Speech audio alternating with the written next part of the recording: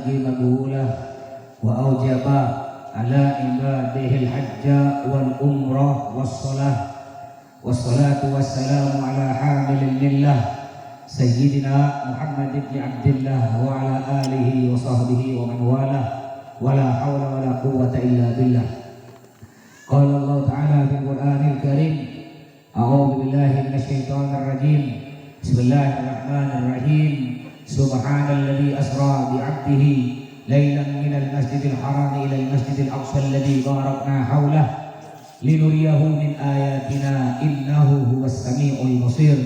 وقال النبي صلى الله عليه وسلم: الصلاة عماد الدين ومن أقامها فقد أقام الدين ومن تركها فقد هدم الدين. أما بعد. Al-Mukarram Al-Muhtaram yang saya hormati para habaib, khususnya kepala desa Tanjung Saleh yaitu Al-Habib Muhsin Al-Hinduan, juga yang terhormat Al-Habib Faisal Al-Haddad, juga habib-habib yang lain, para syarifah yang tidak bisa sebutkan namanya satu persatu, tapi tidak mengurangi rasa hormat saya kepada antum-antum sekalian. Yang saya hormati para kiai, para sesepuh, para pinter, para guru-guru ngaji, para asatidzah dan ustazat, juga yang terhormat Bapak Haji, Ibu Hajah, khususnya yaitu Haji Abdul Ghafur, Haji Abdul Aziz, dan Bapak Haji yang lain. Yang terhormat panitia, para undangan, ketua RT, ketua RW, hadirin hadirat, yang semoga juga yang terhormat ketua Masjid At-Taqwa dan para undangan yang semoga kita hadir di sini dan yang mendengarkan ceramah ini selalu mendapatkan berkah dan rahmat dari Allah Subhanahu wa taala. Mohon maaf bagian sound, tolong eho-nya dibuang, enggak usah pakai eho. Biar jelas. Enggak usah pakai bass, enggak usah pakai eho. Saya tak suka. Tes. Biar enggak mantul-mantul. Nah, lebih jelas kan? Pertama-tama mari kita panjatkan puja puji syukur kita kehadirat Allah yang telah melimpahkan rahmat, nikmat, taufik, hidayah dan inayahnya kepada kita. Juga tidak kalah pentingnya Allah telah memberikan umur yang panjang hingga alhamdulillah sampai pada malam hari ini kita masih bisa hidup di dunia ini dalam keadaan Islam dan iman. Semoga Allah selalu panjangkan umur kita semua untuk digunakan beribadah kepadanya. Amin ya rabbal. Salawat serta salam kita haturkan kepada junjungan kita Nabi besar Muhammad sallallahu alaihi wasallam. Hadirin hadirat rahimakumullah. Ini pakai bahasa apa nih? Indonesia. Apa pakai bahasa India? Sahrukan. Dikira tak bisa bahasa India. Dil ne ye kaha hai dil se ha ha ha. Dah tak usah lah. Nehi. Joti aja le kembali berjahe jabe tahi tahu tempe tak iya. Yang muda-muda boleh ikuti TikTok saya. Yang mau ikut TikTok saya tulis di TikTok Ustadz Syahrukan. Yang mau ikut Instagram saya, Instagram Ustadz Syahrukan @Syahrini. Nah, Syahrini itu istri saya, Bu. Yang mau dengar ceramah saya di YouTube, tulis di YouTube ceramah Ustadz Syahrukan. Silakan di subscribe, like, comment, and share. Oke, guys? Dengar kuping dong, guys. Ini macam-macam sekarang belum selesai, guys. Ada lagi besti, ada lagi selebeu. Belum habis musim selebeu, ada lagi musim lato-lato. Makanya Pak, jagalah lato-lato Anda. Ngerti Pak? Jagalah lato-lato Anda. Jangan sampai jatuh ke tangan wanita berhati jahat. Jadi pada pertemuan kedua kali di masjid ini ya. Coba saya tak suka, mohon maaf ya, mohon maaf son. Jangan pakai eho babas, saya tak suka. Ini mengganggu ceramah saya. Nggak apa-apa suaranya agak kecil. Tes. Lah, stop. Jangan ditambah-tambah lagi ya. Stop. Nah, ini kadang-kadang ada penceramah suka pakai bass, saya enggak suka. Ya, enaknya gini ya. Dah, jangan dia basif. Dah, suara saya nyaring. Tak pakai mic tuh nyampe ke mana-mana suara saya ini. Apalagi pakai mic. Alhamdulillah kedua kalinya bisa nyampe lagi ke Masjid At-Taqwa ini. Kemarin saya ceramah pada waktu itu musim corona ya. Oh, banyak penceramah tak berani menerima ceramah. Ya karena takut kena corona. Saya enggak apa-apa, saya corona tak takut. Saya juga takut ada virus yang lebih bahaya dari corona, Bu. Yang bisa merebut suami ibu, namanya virus Marcona dan Marlena. Itu saya paling takut virus itu. Kena virus Marcona bahaya. Kalau cuma virus corona, Virus corona itu kecil, tak ada mata kecil, lebih kecil dari tungau. Tahu tak tungau, Pak? Tahu. Tungau adalah hewan yang hanya laki-laki yang tahu. Yang perempuan tak paham. Tungau adalah hewan yang menyerang laku-laku.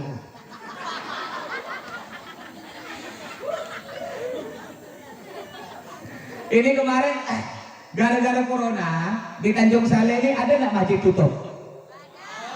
Nggak ada. Satu pun tak ada tutup. Masya Allah. Berarti orang Tanjung Saleh imannya kuat-kuat. Kalau di tempat saya, Bu, di Sungai Jawi, gara-gara corona ada 7 masjid tutup. Pertanyaan saya, ada nggak pasar tutup? Nggak ada. Di Pontianak ada sholat masjid jaga jarak. Contohnya Masjid Mujahidin. Kemarin gara-gara ada corona, jaga jarak 2 meter. Pertanyaan saya, ayo boleh nih. Coba, ini terganggu ya, saya orang suka. Jangan pakai bas, jangan pakai eho. Dia nggak nyari nama, nggak apa-apa. Tolong ya. Nah, ayo kerjasamanya. Halo, tes. Udah, jangan diubah lagi. Stop. Oh, memang berubah sendiri dia. Oh, tak pakai kartu Telkomsel. Coba saking masuk pakai kartu Telkomsel bagus kayak. Semua orang kerja man, bos. Ya, halo. Nah, dah mantap dah. Nah, sampai mana tadi itu? Sampai apa tadi itu? Kan terganggu saya. Nah, ya, jadi di Masjid Mujahidin itu sholatnya jaga jarak 2 meter. Pertanyaan saya, ada nggak pasar jaga jarak? Ada? Nggak ada. Memangnya kalau pasar jaga jarak kita bayar pakai kayu, igui ada?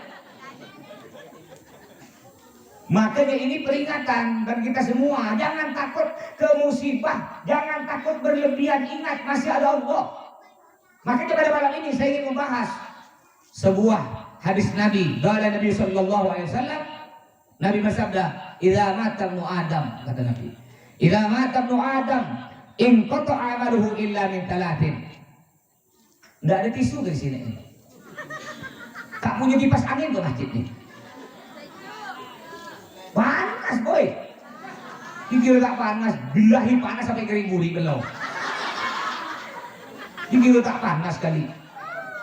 Iya, kalau di situ duduk-duduk tak panas, kalau ceramah ini bergerak-gerak panas. Cari kipas. Kalau nggak ada, saya di rumah saya ada 3 butir, ambil sana.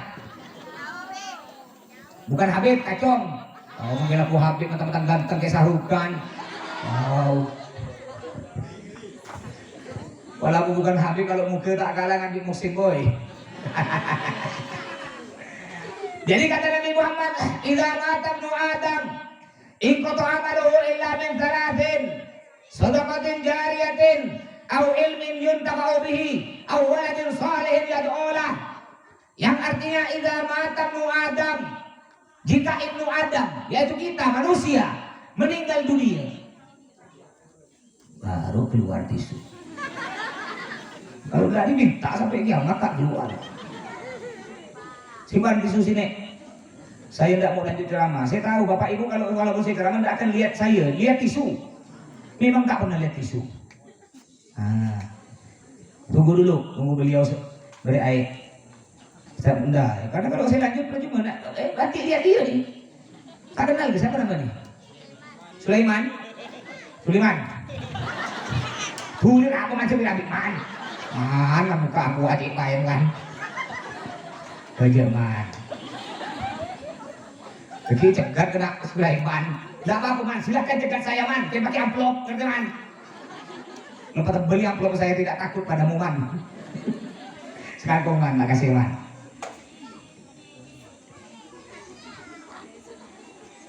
Jadi kata Nabi Muhammad, "Idza mata ibnu Adam," jika manusia meninggal dunia, artinya kita semua manusia ini pasti mati. Apa kata Allah? "Kullu nafsin dha'iqatul maut." Mak berangin. Oh, pantesan. Ada kipas dari belakang. Tapi saya dengar-dengar kipas ini bunyinya tak bagus ini. Ini masih kredit ini. Enggak dengar ke bunyi. Didit kredit. Kalau di rumah saya cantik bunyi kipas. Lunas. Masih kredit ini. Dah, lanjut lagi. Jadi kita semua manusia ini pasti mati. Apa kata Allah? Kullu nafsin dha'iqatul maut. Yang artinya setiap yang bernafas, setiap yang bernyawa pasti akan merasakan mati. Tidak peduli kaya atau miskin, ganteng, cantik atau jelek, ustaz, pejabat, penjahat, semuanya pasti mati. Kita hanya menunggu giliran kita kapan kita akan dipanggil oleh Allah Subhanahu wa taala. Kematian saudara, kematian tidak perlu kita takuti karena itu adalah hal yang pasti. Yang perlu kita takuti ialah bekal apa yang akan kita bawa ketika kita mati nanti. Itu yang perlu kita takuti. Apa kata Allah dalam Al-Quran? Dalam ayat yang lain, A'udzubillahi minasyaitonirrajim, wa khairuz zadi taqwa. Yang artinya sebaik-baik bekal kita adalah ketakwaan kita kepada Allah. Apa takwa? Apa takwa artinya? Takut sama istri tua. Mohon maaf, penyakit laki-laki sekarang nih. Makanya Pak, di antara tanda-tanda kiamat, ya nih, banyak suami takut istri. Badan jak besar. Oh, tiap hari buat barbel dari semen. 10 kilo. Pergi kakak ikut fitness, besar badan. Tapi ke bininya takut. Padahal bininya kurus kering tinggi semangkai semeter pun tak sampai. Ketika keluar rumah baru semenit bini pun, bang, naik ke mana? Naik ke depan, balik. Makanya bu, menurut penelitian, lebih banyak suami mati dulu daripada istri. Walaupun suaminya lebih muda, istrinya lebih tua, banyak suami mati dulu. Kenapa banyak suami mati dulu? Karena banyak suami kena penyakit terkejut mati. Makanya bu, kalau ibu ingin suami panjang umur, jangan bikin dia terkejut.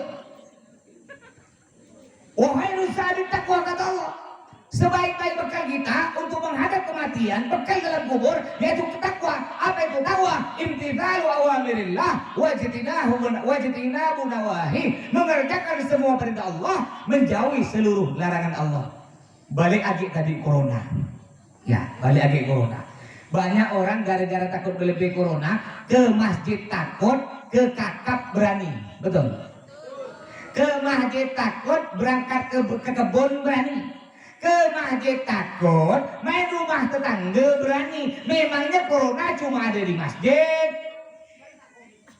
Ini pelajaran untuk kita semua Pak Bu ya. Kedepannya kalau ada penyakit corona atau musibah sebesar apapun, jangan tutup masjid, jangan tinggalkan Allah. Ingat, yang beri penyakit siapa?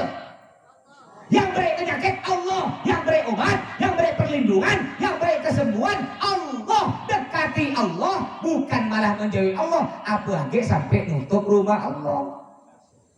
Kemarin gara-gara corona, ada enggak di sini yang hilang-hilang bau? Ada? Hilang bau tuh? Ada ya? Sama. Ya, saya pun ketika nak berangkat ceramah bu, oleh istri saya namanya Sahrini bu, saya dimasakkan Indomie. Ketika saya makan Indomie, kenapa tak ada bau? Dimakan apa tak ada rasa? Saya kira aduh aku kena corona. Rupanya apalah, bumbunya lupa dipasang. Aku kira kena corona. Sama dengan abah saya. Ketika hari Jumat, abah saya mau ke masjid. Jadi kan abah saya kalau Jumat sebelum ke masjid itu beliau pakai minyak wangi. Beliau ini punya lemari khusus minyak wangi. Itu ada sekitar 50 botol minyak wanginya. Nggak beli, diberi santri-santri alumni. Ketika beliau mau pakai minyak wangi, ambil sebutir, dicolek, dicium, tak ada bau. Ngambil 2 butir sampai 10 butir tak ada bau. Kata abah, kurang ajar budak-budak santri ini. Minyak wangi aku diganti air, kata dia. Dipanggil santri, siapa kurang ajar berani ganti minyak wangi aku? Minyak wangi aku diganti air. Diam semua santri takut. Akhirnya datang Umi, ada apa Bi? Ini minyak wangi aku ini kena budak-budak diganti air. Ini bau tak ada. Kata Umi, diam dia, tak ada wangi. Wangi tu, ada aku nak corona lah arti. Ini corona, penyakit. Ya ciptaan Allah. Jangan malah kita takut berlebihan. Sampai-sampai kadang-kadang ada istri takut berlebih corona, takut berlebih. Ketika tidur dengan suami meluk, dia meluk. Kena istri diusir. Mau sarak, jangan dekat-dekat 3 meter. Takut berlebih. Di sini Bu, kemarin saya mau tanya, ketika corona ada nggak perempuan pakai masker tapi tak pakai jilbab, tak pakai kerudung? Ada nggak? Ada atau banyak? Banyak ya. Banyak Pak ketika corona, perempuan pakai masker tapi tak pakai jilbab. Kasihan perempuan ini. Kenapa? Perintah dokter pakai masker kau ikut, tapi perintah Allah nutup aurat pakai jilbab tada kau ikut. Iya, kau selamat dari corona, tapi kau tak selamat dari neraka. Saya tahu kemarin musim corona bapak ibu pergi ke kakak, pergi ke Pontianak pakai masker, bukan takut corona, takut 2,5. Betul. Ini pelajaran untuk kita semua. Jangan takut. Kalau waktunya mati, mati. Kalau belum waktunya mati, tak mungkin mati. Contoh di sini ada nggak? Ada nggak orang nggak sakit tiba-tiba meninggal? Ada nggak? Banyak ya. Ada nggak di sini orang sakit setahun 2 tahun kan nggak meninggal? Ada? Ada kan? Kenapa? Karena belum nyampe waktunya. Makanya untuk menghadap kematian kata Allah, wa khairuz zadi taqwa, sebaik-baik bekal kita adalah ketakwaan kita kepada Allah. Ini masjid bukan malah ditutup tapi dimakmurkan. Sebentar lagi bulan puasa nih, bulan puasa. Ramaikan di masjid. Masya Allah kalau bulan puasa terawih malam pertama. Ramai nggak di masjid? Tamu hadir? Malam pertama. Malam terakhir kosong. Kalau di tempat saya terbalik. Tempat saya Sungai Jawi, malam pertama ramai. Malam terakhir lebih ramai lagi. Saking ramai jamaahnya sampai ke pasar tengah, sampai pasar Sudirman, sampai ramai. Sampai ke pasar saking ramainya jamaah. Malam terakhir. Artinya tidak sholat tarawih.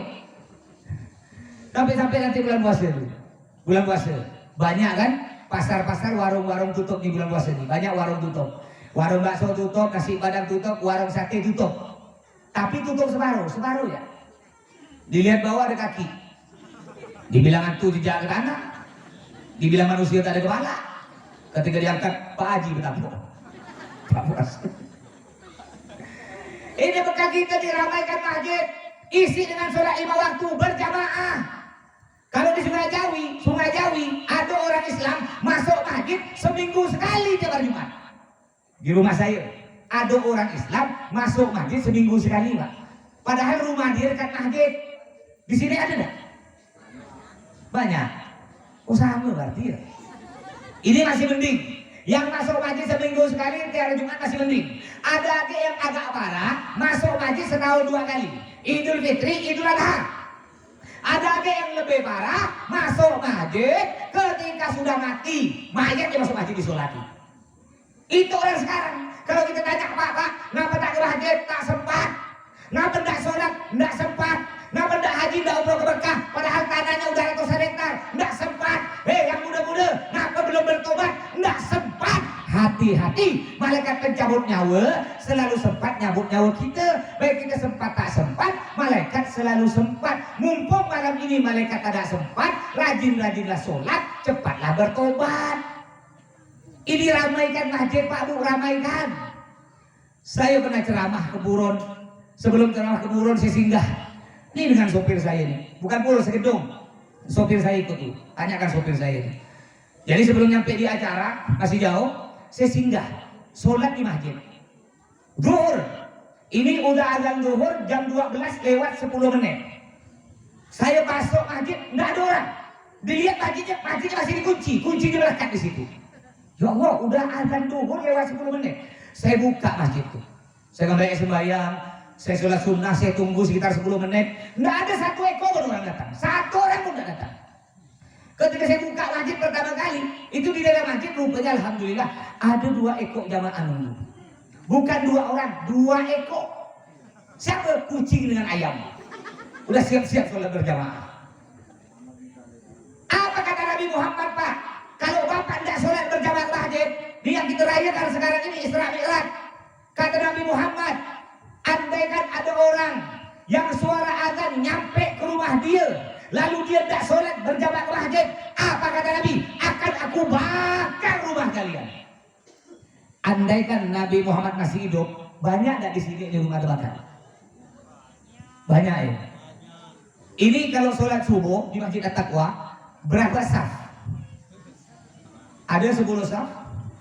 Setengah saf. Terus kalau subuh-subuh mati lampu, hujan deras kayak tadi, ada petir, berapa saf? Kosong. Kadang-kadang dia yang azan, dia yang qomat, dia yang imam, dia yang makmum, dia yang baca rukun. Artinya cuma ada seorang yang sholat. Ini ramaikan di masjid, kerjakan sholat. Orang sekarang begitu, ketika tak punya duit, banyak utang, masih miskin, ya Allah rajin ke masjid. Jam 3 subuh udah kata ke masjid, nangis-nangis, ya Allah, jadikan saya orang kaya ya Allah. Ekonomi saya melarat sekarang ya Allah. Ketika miskin tak berduit, rajin ke masjid. Ketika sudah kaya, uang miliaran, tanah hektaran, Allah dilupakan. Baru punya motor buka NMAX tak sholat. Baru punya speed baru tak sholat. Baru penghasilan sawit sebulan, penghasilan padi sebulan 10 juta udah tak sholat. Lihat tuh Nabi Sulaiman. Nabi Pak Kaya, Nabi Sulaiman. Apa lagunya? Ada lagu. Nabi Sulaiman kaya, tapi beliau sholat. Nabi Sulaiman kaya, tapi beliau sholat. Tahu nggak kayanya Nabi Sulaiman? Nabi Sulaiman Pak Bu, saking kayanya, beliau ini punya gudang. Bukan rumah, rumah itu kecil. Beliau punya gudang. Namanya gudang besar. Gudangnya terbuat dari apa? Lantai gudang emas, dinding gudang emas, atapnya emas, pintu emas, kuncinya emas, gemboknya emas. Kalau mau buka gembok gudang tersebut, kuncinya Pak, saking besar gembok, kuncinya harus dipikul 7 orang dan isi gudang emas. Saking gayanya. Saya pun punya di belakang rumah saya. Itu di belakang rumah saya punya gudang emas. Itu dalamnya ada 4 meter, lebarnya 2 kali 2. Isinya emas. Silakan Bapak Ibu ke rumah, jangan berebut, ambil sikit-sikit ya. Itu bahasa Indianya sepiteng. Lo banget ay. Tapi walaupun Nabi Sulaiman kaya, tambah rajin sholat. Nabi Yusuf ganteng, tapi beliau sholat. Nabi Yusuf ganteng, tapi beliau sholat. Tahu Nabi Yusuf saking gantengnya? Ya saking ganteng ini ada ibu-ibu. Ibu-ibu duduk-duduk depan teras rumah. Tangan kanan megang pisau, tangan kiri megang buah apel. Lewat Nabi Yusuf. Saking gantengnya melihat Nabi Yusuf. Rencana itu mau ngupas buah apel. Tapi tak terasa. Yang dikupas, yang diiris-iris tangan. Tak terasa sakit. Kenapa? Saking nikmat melihat ganteng muka Nabi Yusuf. Hampir sama dengan saya. Ketika ibu-ibu duduk-duduk depan teras rumah, tangan kanan megang pisau, tangan kiri megang buah jambu. Lewat saya. Itu ketika melihat saya, bukan cuma diiris-iris, dicincang-cincang. Saking apanya? Saking jeleknya. Tapi walaupun Nabi Yusuf ganteng, tambah rajin sholat. Kadang-kadang mentang-mentang ganteng sombong. Nih ibu-ibu ini biasanya, datang acara Isra Mi'raj tuh lihatlah muka tuh Pak. Semuanya mengkilat kayaknya makan. Glowing. Sampai ada pantun nasi goreng cukup kembung. Mulai glowing sokon ambung.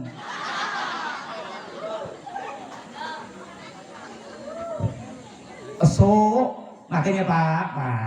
Yang bujang-bujang lapuk, dengarkan. Banyak bujang lapuk sini nih. Kalau kau nak kawin, cari bini, tak usah cantik. Kalau kau mau ambil bini yang cantik, bikin makan hati, tak akan menang hidup kau. Kau punya bini cantik, kan? Mama bini kau cantik nih, kau tak berangkat kerja Pontianak, bimbang kau. Aduh, nanti ada bini aku, orang ngaco bini aku. Atau ketika bini kau izin, bang, aku nak pergi belanja bang ke kakak. Kau begini, takut nanti di pasar kakak ada yang nyolek bini aku. Makan hati kalau kau punya bini cantik. Makanya yang bujang-bujangnya belum kawin, nanti kau kawin lah cari perempuan yang jelek. Ngapa pula kalau yang jelek itu aman? Ketika bini kau yang jelek izin, bang, aku nak ke kakak. Ada kontar, tak usah diantar, aman, dekat ya kau, aman. Tak ada yang ngacu, aman. Dan hebatnya kalau bini jelek, ya kalau bini cantik itu berubah. Umur 17 cantik, umur 40 agak cantik, umur 70 berot jelek. Kalau orang jelek tak berubah, orang jelek 17 tahun jelek, 40 tahun tetap jelek, 70 tahun tambah tak berubah kan? Ini Nabi Yusuf, walaupun beliau ganteng, tapi Makanya kunci kita di acara Isra Mi'raj. Acara Isra Mi'raj kuncinya satu, apa? Kerjakan sholat. Apa kata Nabi Muhammad? Miftahul jannati as-shalah. Yang artinya kunci surga ialah sholat. Bagaimana mungkin kita bisa masuk surga kalau kita tak punya kuncinya, alias tak pernah mengerjakan sholat. Orang sekarang ini banyak enteng sholat, Pak, Bu. Kalau yang tak sholat, yang tak puasa, bukan orang Islam, harap maklum. Mereka tak sholat, tak puasa, masuk neraka masih mending. Apa? Di dunia udah puas kaya. Kalau tak kaya, coba kita lihat yuk. Yang kaya yuk. Yang kaya-kaya Islam atau bukan? Coba kita lihat. Yang kaya-kaya di Pontianak nih. Mau kemana dong? Sana-sana. Bikin ganggu orang ya. Hush. Bukan apa kalau ada orang lewat, ibu itu tak lihat saya, lihat orang. Makanya jadi orang, Pak, Bu. Ya Pak, Bu. Jadi orang itu tak boleh fudul. Kata orang Arab fudul. Kata orang Indonesia kepo. Apa kepo? Pingin tahu terus. Ada gelas pecah, tak mulai. Ada orang ketetruk mulai. Ada orang lewat, dilihat. Ada mangkar tisu, dilihat. Ada kipas angin, dilihat. Itu bahasa Arabnya fudul, kepo, tak bagus. Ini dulu ada orang, ada kejadian di Pasar Tengah. Orang ramai ngumpul di Pasar Tengah, keliling, ramai.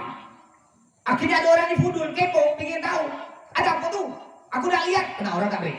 Nah lihat, tak break. Nah lihat aku, tak break.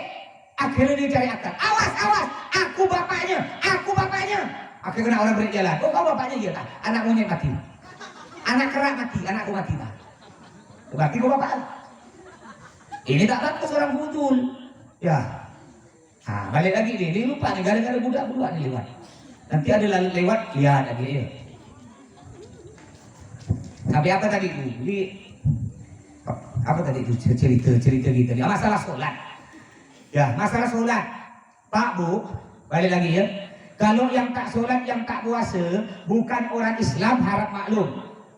Mereka tak sholat, tak puasa, masuk neraka masih mending. Apa? Di dunia udah puas kaya. Contoh, lihat, usah jauh-jauh. Yang kaya di sini, yang kaya di Pontianak, Islam atau bukan? Yang punya hotel, siapa? Islam. Hah? Yang punya mall, yang punya supermarket, yang punya toko besar di Kakap, siapa? Islam. Kita paling punya apa? Punya guru es tebu, Islam, pasti Islam atau guru es tebu. Yang punya Pertamina mau bensin siapa? Kita paling punya apa? Pertamini. Yang pakai botol itu, jual bensin pakai botol sekitar 2 liter, udah pakai botol, masih dikurangi di Allah, untung 1000 masuk neraka. Mereka bukan orang Islam, tak sholat, tak puasa, masuk neraka masih mending. Kenapa? Di dunia udah puas kaya. Sedangkan kita, orang Islam, udah miskin, banyak utang, sakit-sakitan, panas-panas kerja, tak sholat, tak puasa. Ya Allah saudara, kata pepatah, udah jatuh ketimpa tangga, sakit 2 kali, di dunia miskin, sekarat, melarat, masuk neraka di akhirat.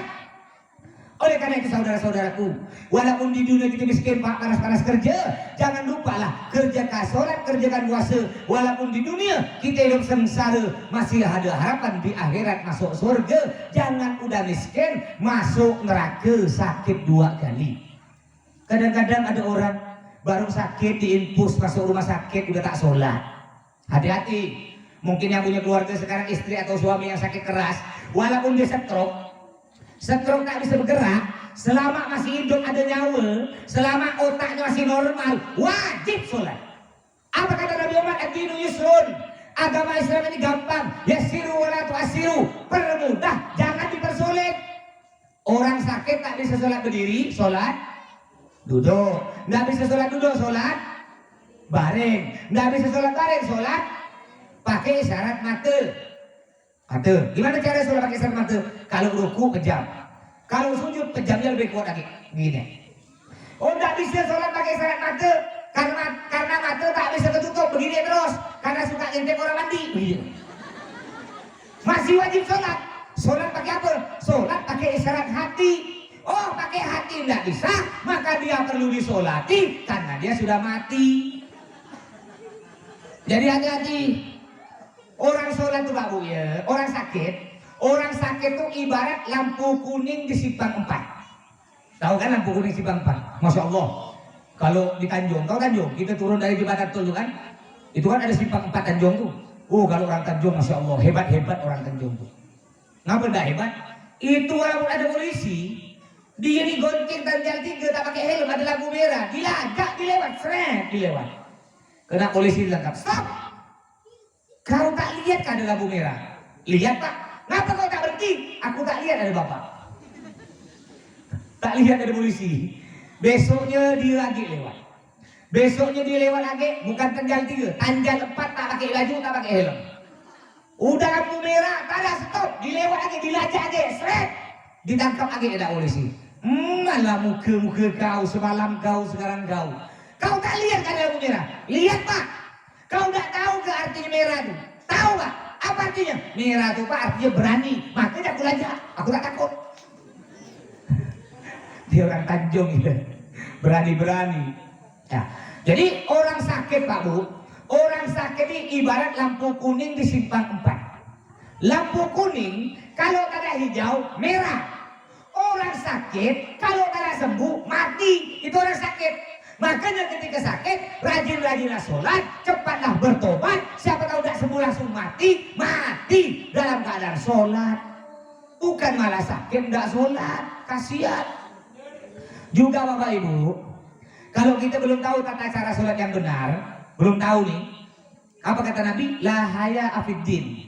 Nggak boleh malu dalam urusan agama. Belajar Pak, belajar. Jangan kayak saya pernah berangkat ceramah. Sebelum nyampe tempat, saya singgah di masjid sholat. Saya berjamaah jadi makmum. Kebetulan di samping kanan saya ini ada orang tua umur kurang lebih 60. Ketika saya sholat, saya nggak dengar dia baca Fatihah, nggak dengar. Cuma saya dengar suara baca apa di dalam hati saya. Ketika baca tahiyatul itu, dia nggak baca tahiyatul, cuma saya dengar dia kayak tikus cuwot gitu. Habis sholat, selesai sholat, saya nanya, maaf Pak, ya kampung yang nanti ada acara di mana ya? Oh di sana, ngapok Haji. Saya diundang ceramah. Oh Pak Haji deh yang ceramah. Iya, saya mau datang sana aja nggak jadi. Maaf Pak, maaf. Tadi saya dengar Bapak tuh kayaknya tidak baca Fatihah Pak. Itu Bapak baca apa? Itulah Pak Haji, saya ini tak tahu apa. Saya itu sholat ikut-ikut ya. Terus tadi baca apa? Saya pura-pura aja. Biar orang-orang tahu seakan-akan saya baca. Makanya gitu. Kasihan, kasihan dua orang ini Pak, kasihan. Apa kata dalam kitab Sofatul Zubat? Al-Imam Ahmad bin Husain bin Nusran Asy-Syafi'i, beliau mengatakan wa kullu man bi ghairi ilmin ya'malu a'maluhu mardudatun la tuqbalu. Yang artinya setiap orang yang beribadah, sholat, puasa tanpa ilmu, amal ibadahnya ditolak, tidak diterima. Percuma dia sholat letih-letih tapi tak diterima, tak dapat pahala, rugi, malah bisa dilemparkan ke dalam neraka. Kenapa? Ngapa kau tak mau belajar? Makanya tak usah gengsi. Walaupun kita dah tua, kalau tak tahu jangan gengsi nak belajar. Apa kata orang Arab? Khudhil hikmah walau min duburid dajajah. Yang artinya ambil ilmu, ambil manfaat walaupun keluar dari pantat ayam. Ini kata ulama. Jadi walaupun keluar dari pantat ayam, kalau ada gunanya, ambil. Kalau keluar putih, bulat, keras, ambil. Itu namanya telur ayam. Tapi kalau keluar putih, bulat, lecak, nah, tahu sampai itu bahasa Arabnya al-mancut, tai ayam. Nanti main ambil ya. Jadi bekal kita untuk menghadapi kematian apa? Yaitu ketakwaan kita, yaitu rajin-rajinlah sholat. Jadi kita semuanya pasti meninggal dunia Pak Bu.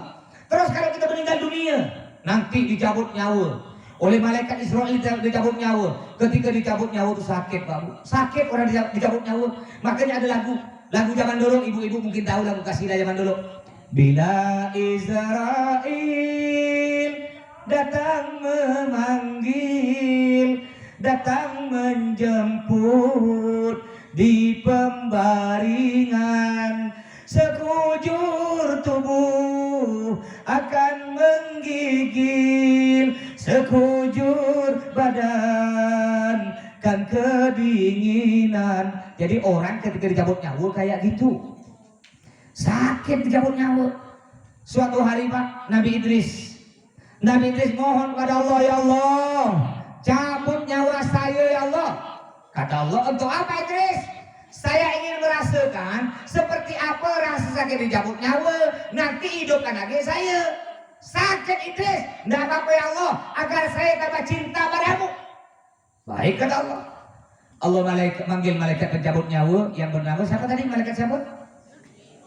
Israil. Makanya Pak, Bu, anak kita tuh ajarkan nama-nama malaikat pakai lagu-lagu. Juga nama keluarga Nabi pakai anak-anak Nabi. Kan ada lagu tuh kan? Anak-anak Nabi ada 7 orang, 3 laki-laki, 4 perempuan. Pertama Qasim, Abdullah, Zainab, Ruqayyah, Ummu Kulsum. Nah, bagus. Ayahnya bernama Abdullah, ibunya bernama Siti Fatimah, Siti Aminah. Oh, malah bunyi-bunyi yang lu tahu. Kakeknya bernama Abdul, pamannya bernama Abu. Begitu ajarkan anak kita. Sebelum tidur ceritakan Nabi, tentang Nabi ceritakan. Kalau tidak tahu beli buku. Di pasar tengah itu kan banyak buku kan, buku-buku kisah Nabi. Ini orang sekarang tak ada. Anak sebelum tidur bukan cerita Nabi, cerita monyet, cerita kancil. Akhirnya anaknya kayak monyet, tak balik-balik dari kafe. Ceritanya lain. Kenalkan kepada Nabi Muhammad. Jadi akhirnya Nabi Idris mohon pada Allah, cabut nyawa saya Allah, nanti hidupkan lagi. Akhirnya Allah manggil malaikat pencabut nyawa, Israil, cabut nyawa Idris. Akhirnya Pak, malaikat Israil mencabut nyawa Nabi Idris dengan pelan-pelan. Kenapa? Karena ini seorang nabi yang tak punya dosa. Nabi Idris meninggal dunia. Ketika Nabi Idris meninggal dunia, Allah bertanya kepada Nabi Idris, Idris, seperti apa rasa sakit dicabut nyawa Idris? Apa kata Nabi Idris, Bu? Ya Allah, rasa sakit dicabut nyawa seperti nanti bapak, ibu kalau nak ngerasa kayak apa rasa sakit dicabut nyawa, nanti balik masuk rumah, tak usah masuk kamar lo, tak usah. Pergi ke dapur lo. Nyampe dapur cari pisau paling tajam. Kalau tak ada pisau, ambil silet atau pisau paling tajam, simpan di dahi kita. Sabar dahi Pak, simpan di sini. Udah itu tekan kuat-kuat, tarik sekuat-kuatnya, seret. Baru dengar cerita ya krimisan tadi. Kan terkelupas tuh kan? Aku lihat itu Bu, tarik Pak, terus tarik, terus sampai ke kaki. Seperti itu rasa sakit dicabut nyawa. Ini Nabi Idris yang tak punya dosa. Bagaimana dengan kita? Tapi bersyukur Pak. Bersyukur Bu, kita punya Nabi Muhammad sallallahu alaihi wasallam yang kita rayakan Isra Mi'raj pada malam hari ini. Ketika malaikat Israel mulai mencabut nyawa Nabi Muhammad. Malaikat Israel mulai mencabut nyawa Nabi Muhammad. Oleh Nabi Muhammad dipegang tangan malaikat Israel. Israel, sakit wahai Israel. Apa kata malaikat Israel? Muhammad, aku tidak pernah mencabut nyawa orang selembut, sepelan ini Muhammad, kecuali engkau wahai Muhammad. Sakit wahai Israel, apakah nanti umatku akan merasakan sakit seperti ini? Apakah kata malaikat Israel? Bukan sakit seperti ini, lebih sakit dari ini wahai Muhammad. Akhirnya Pak Bu, Nabi Muhammad saking sayangnya kepada kita, beliau mengangkat tangan berdoa, ya Allah, jangan kau berikan rasa sakit dicabut nyawa, jangan kau berikan kepada umatku, berikan kepadaku ya Allah. Alhamdulillah Pak Bu, berkat doa Nabi Muhammad, kita tidak terlalu merasakan sakit dicabut nyawa. Tergantung amal ibadah kita. Yang rajin 5 waktu ke masjid, yang rajin sholat, yang rajin baca Quran, baca sholawat, yang rajin bersedekah, rajinnya pergi haji umroh ke Mekah, rajinnya beribadah, insya Allah ketika dicabut nyawa tidak sakit.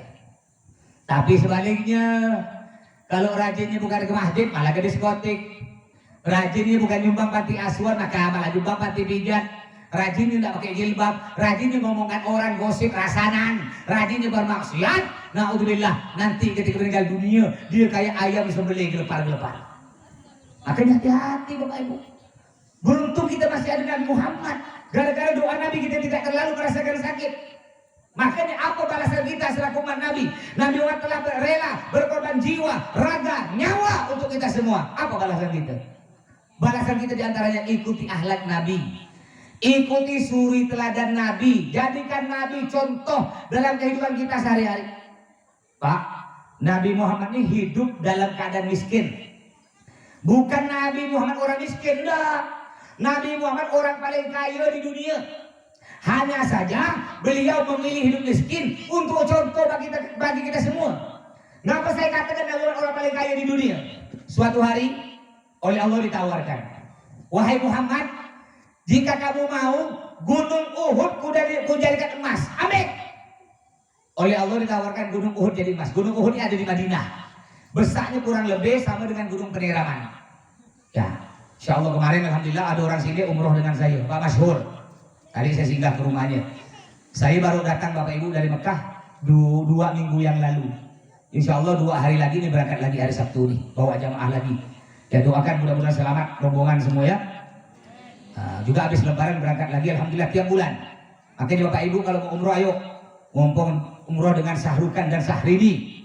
Ya, jangan takut, yang merasa tak berduit, jangan berkecil hati. Tak boleh kita ngomong gini, Pak Ustaz. Tak mungkin saya sampai ke Mekah, Pak Ustaz. Untuk makan sehari-hari tak cukup, tak mungkin saya sampai ke Mekah. Tak boleh kita ngomong gitu. Mungkin di sini, mohon maaf, mungkin di sini banyak yang lebih kaya dari Pak Masyhur, banyak, tapi tak sampai ke Mekah. Tak boleh ngomong gitu. Kalau kata Allah sampai, pasti sampai. Kun fayakun, sampai. Contohnya saya tidak haji dari pertama haji 2008, haji 3 kali, umroh tidak tahu berapa puluh kali dah, tidak pernah bayar, bahkan diberi duit. Alhamdulillah, kadang-kadang ada Pak Haji baru haji 1 kali, ditulis di sini lah, Abu Bakar. Kalau haji 2 kali, Abu Bakar. Kalau kayak saya haji 3 kali, Abu Bakar. Kalau haji 10 kali.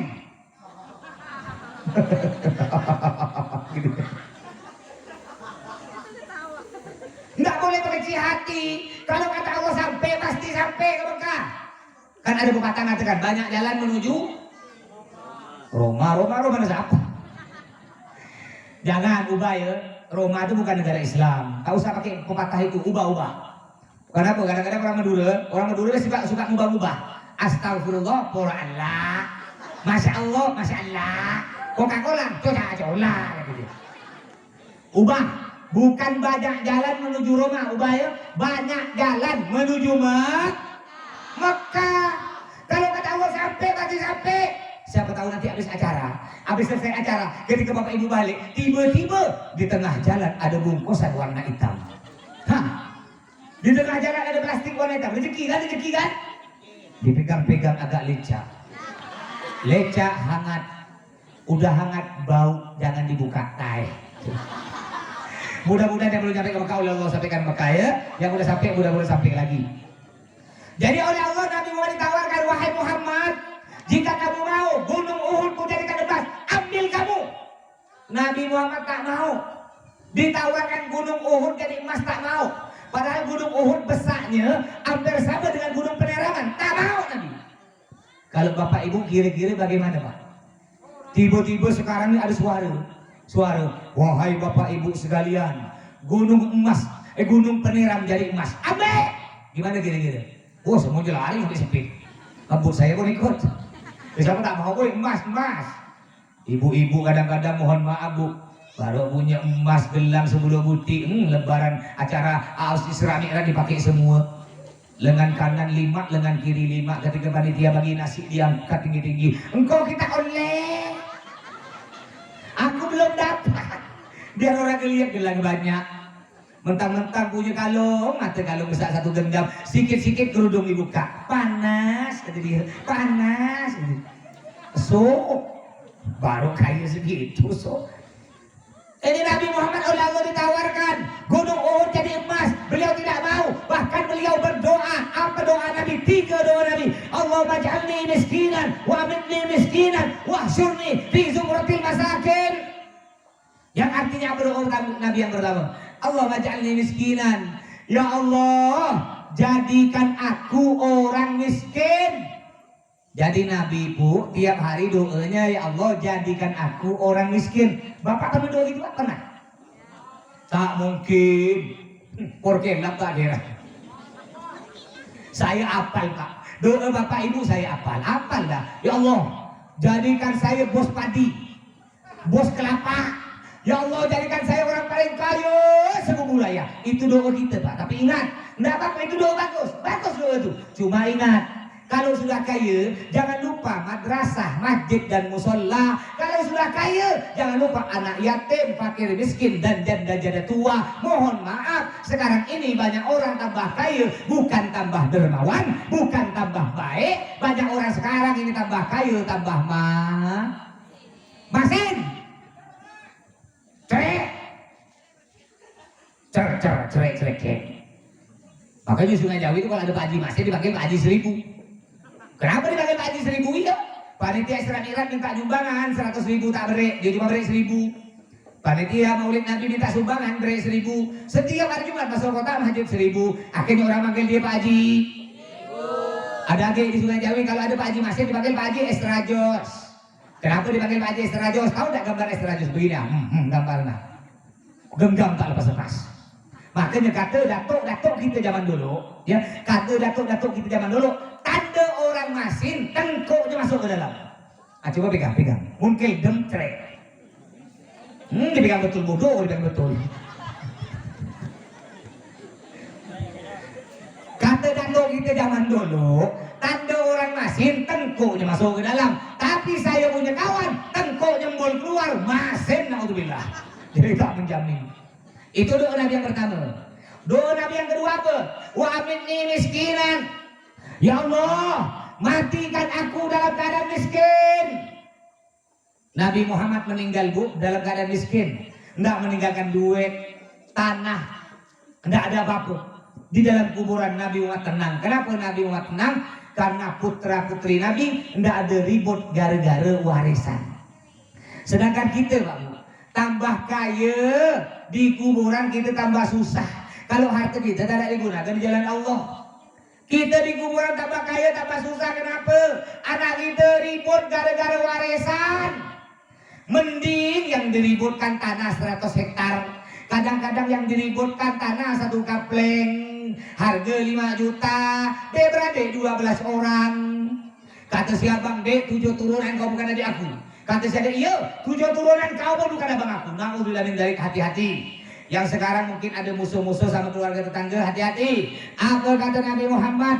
La yadkhulul jannah qati, yang artinya tidak akan masuk surga orang yang memutuskan hubungan silaturahmi antar tetangga, antar keluarga, antar saudara sesama muslim, tidak akan masuk surga. Yang ketiga doa Nabi, wahsyurni fi zumratil masakin, yang artinya ya Allah kumpulkan aku di surga bersama orang-orang miskin. Jadi yang merasa miskin jangan sedih. Kenapa? Karena orang miskin langsung masuk surga dengan Nabi Muhammad, ngumpul dengan Nabi Muhammad, tidak ada pertanyaan di akhirat. Sedangkan orang kaya tambah lama masuk surga. Kenapa? Tambah banyak pertanyaan. Orang kaya tanya oleh Allah, Pak Haji, kau punya mobil Pak Haji? Punya ya Allah. Simpan mana? Di kakap. Untuk apa mobil? Dapat dari mana kau mobil? Ya Allah, saya jadi bos padi di sekolah Tanjung Saleh. Terus untuk apa mobil? Kalau malam Jumat untuk pergi ke rumah Bib Toha ya Allah, hadir acara sholawat. Terus kalau malam Ahad, malam Minggu, kalau malam Minggu bawa cewek ke diskotik ya Allah, masuklah neraka lo Haji. Jadi orang kaya tambah lama masuk surga. Kenapa? Banyak pertanyaan. Sedangkan kalau orang tak punya apa-apa, orang miskin, tidak banyak pertanyaan, langsung masuk surga. Kenapa kalau orang miskin tidak ada pertanyaan? Apa yang tidak ditanya? Duit tak punya, tanah tak punya. Apa kata mereka? Teh, masuk. Engkau sentenyelin, masuk, tuli masuk, tak ada pertanyaan, masuk. Aman teh, masuk teh. Makanya yang merasa tak andi, tenang, ya masuk surga nanti bersyukur. Mudah-mudahan kita semua masuk surga berkumpul dengan Nabi Muhammad SAW. Jadi kata Nabi Muhammad, idza mata ibnu Adam, jika kita manusia meninggal dunia, in qata amaluhu illa min thalathin. Kalau kita sudah meninggal dunia tidak bisa beribadah lagi. Orang mati mati masuk dalam kubur tak bisa sholat lagi, tak bisa puasa lagi, tak bisa sedekah lagi, kecuali 3 perkara. Walaupun kita meninggal dunia, ini 3 perkara terus pahalanya ngalir masuk dalam kubur. Yang pertama apa? Shadaqatin jariyah, amal jariyah, amal yang ngalir. Contoh begini, bapak nyumbang sebutir lampu untuk masjid, nyumbang sebutir lampu untuk masjid. Selama lampu masih hidup, walaupun yang nyumbang udah meninggal 10 tahun, lampu masih hidup, pahalanya terus ngalir masuk dalam kubur. Makanya jadi orang jangan pelit-pelit pak. Harta kita tak akan kita bawa mati. Saya nih ketika mondok dulu, saya ini mondok 3 kali pak Bukit. 3 kali tidak betah. Pertama mondok di Bata-Bata, tidak betah di Bata-Bata, pindah ke Dalwah dengan Habib Toha. Ini ada kawan saya di sini, Mat, saya dipanggil Mat Sahlan. Mungkin kenal dia. Katanya dulu dipanggil Mat Tapai. Betul ya? Muhammad putra dari Pak Sahlan. Itu kawan saya nih. Masya Allah sekarang, oh jadi orang kaya di Dalwayo. Rumahnya besar tingkat 2, mobilnya 2 butik, tokonya besar. Ada lagi kawan saya di sini Firdaus. Jadi orang di, urusan desa kalau tidak salah ya. Banyak kalau ada Hasanuddin, sini banyak. Jadi setelah mondok Dalwa pun tidak betah. Pindah lagi saya mondok ke Yaman, ke Arab dengan Habib Toha. Tapi Habib Toha itu Masya Allah 7 tahun. Saya cuma 9 bulan, tak betah. Ketika saya balik, abah saya bilang ke Umi, ini gimana nih anaknya nih, mondok ke Bata-Bata tak betah, pindah ke Dalwa enggak betah, pindah ke Yaman enggak betah. Mondokkan mana bagus? Apa kata Umi? Mondokkan ke Cina ya lah, mungkin jadi toki getah nanti. Jadi ketika saya mondok di Dalwa Pak Bu, di Dalwa itu ada kawan masih naudzubillah pelit. Suatu hari dia dapat kiriman durian sebuti dari rumahnya, besar sini durian, bingung. Nah makan di mana durian nih? Makan di kamar nanti kawan minta.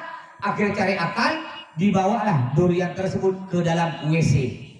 Biar tak ada kawan minta. Masuk WC, dikunci WC. Ketika durian dibuka, lalat banyak makan durian. Dia tak terima, ke lalat pun dimasin. Dia cari akal, gimana cara biar lalat tak ikut makan durian. Kebetulan di depan dia ada tai santri belum disiram. Dia pegang pakai tangan kiri.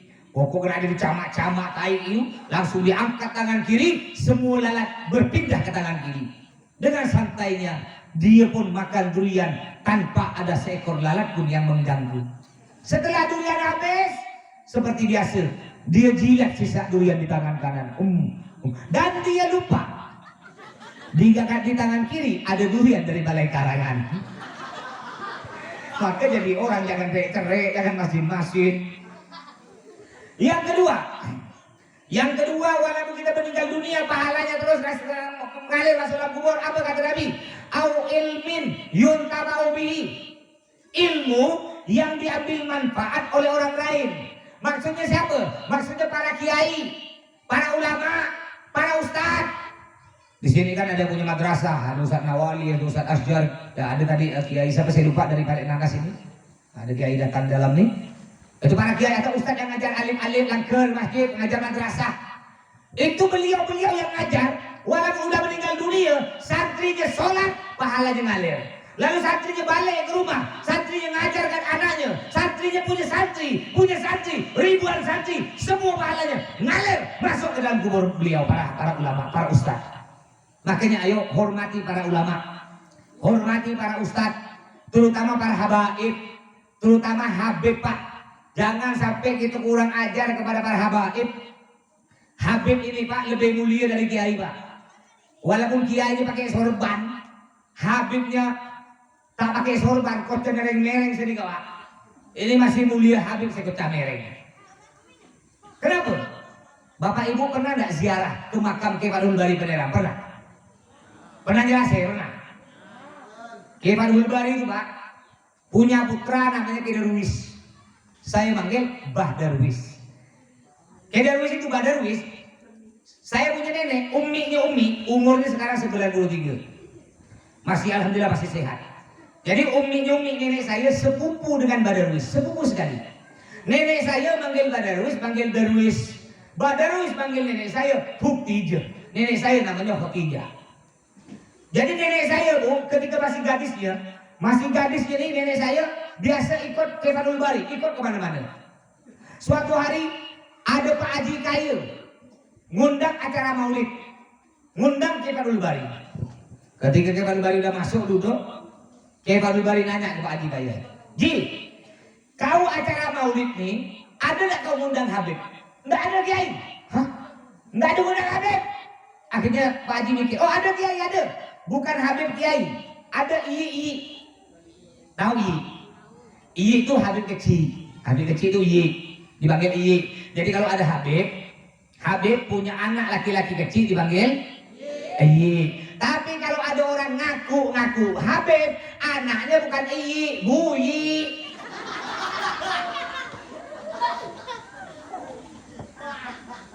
Jadi ketika Kiai Bari nanya kepada Pak Haji, Tuan Haji, ini acara maulid, kau ada undang Habib? Nggak ada Kiai. Akhirnya mikir Pak Haji, oh ada Kiai, bukan Habib, ada Iyi kecil. Di mana Iyinya? Ada di luar Kiai, saya simpan di luar. Kenapa? Nakal Kiai. Nanti kalau simpan di dalam nanti kurang ajar ke Kiai. Astagfirullah. Kiai Bari marah Pak, marah, buka. Pada waktu itu banyak kiai-kiai yang lain datang di kampung itu. Hei, dengarkan semua kata beliau. Kepala aku yang pakai sorban dibandingkan telapak kaki Iyi yang nakal masih lebih mulia telapak kaki Iyi yang nakal. Lalu beliau berdiri keluar. Ini nenek saya Pak, saksi masih hidup. Ya silakan datang ke rumah. Nenek saya masih ingat. Keluar ke Fathul Bari Bapak Ibu, dipegikan Iyi yang kecil, dicium tangannya oleh Kiai Fathul Bari. Tangan Iyi yang kecil yang nakal oleh Kiai Fathul Bari dicium. Setelah itu dimasukkan ke dalam, didudukkan samping beliau. Dibasuhkan tangan Iyi yang nakal, diambilkan nasi, diambilkan lauk. Setelah Iyi makan kenyang, lalu dibasuhkan lagi tangannya. Apa kata nenek saya? Air kobokan bekas Iyi yang nakal oleh Kiai Fathul Bari diminum. Makanya Bapak Ibu jangan heran kalau putra putri beliau, anak cucu beliau, keturunan beliau bisa jadi ulama. Jangan heran. Kenapa? Karena beliau hormat kepada para habaib. Makanya Bapak Ibu kalau anaknya ingin jadi anak soleh solihah, jangan kurang ajar ke Habib, cek kalangka. Ini kadang-kadang sekarang ini malah ada orang bengal ngaku Habib. Aduh boleh jenggut lanceng ngaku Habib. Mentang-mentang hidung mancung ngaku Habib. Kambing, jenggotnya panjang tak ngaku Habib. Gajah, hidungnya mancung tak ngaku Habib. Ini hidungnya mancung ke dalam tak Habib. Mending Sahrukal. Agak ganteng-ganteng sedikit ya, membuat Syahrini kelepek-kelepek. Tapi walaupun ganteng saya ini termasuk takwa, takut sama istri tua. Ketika saya nanya kepada Syahrini, bolehkah aku kawin lagi? Dia tak jawab Pak, cuma tangannya begini. Ngeri, tak berani saya, takut kejadian kayak arah di Sungai Asam straight. Udah nggak usah banyak-banyak, istri cukup satu, dengarkan Pak? Betul aku? Oh paling syukur kata dia. Takut suami kawin lagi. Makanya Bu, kalau ibu pingin suami tak kawin lagi Bu ya, kalau pingin suami tak direbut oleh virus Marcona dan Marlena,